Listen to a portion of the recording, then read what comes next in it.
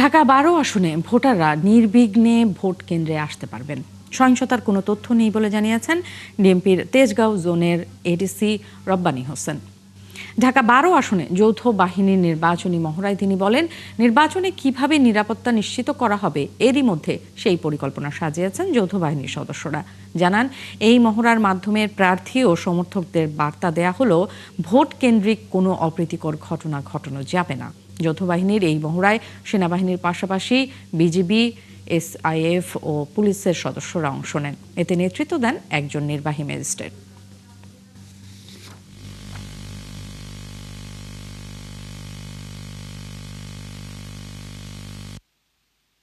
আমরা আসলে নির্বাচনকে সুষ্ঠু, সুন্দর এবং নিরপেক্ষ করার জন্য, নিরাপত্তার সাথে করার জন্য ছোট্ট একটা কোঅর্ডিনেটিং মিটিং করলাম।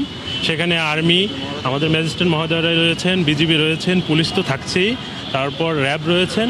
আমরা একটা কোঅর্ডিনেটিং মিটিং করলাম যে কিভাবে এই ১২ আসনে সুন্দরভাবে নিরাপত্তার সাথে সুষ্ঠু নির্বাচন করা সম্ভব, সেটার একটা পরিকল্পনা করলাম।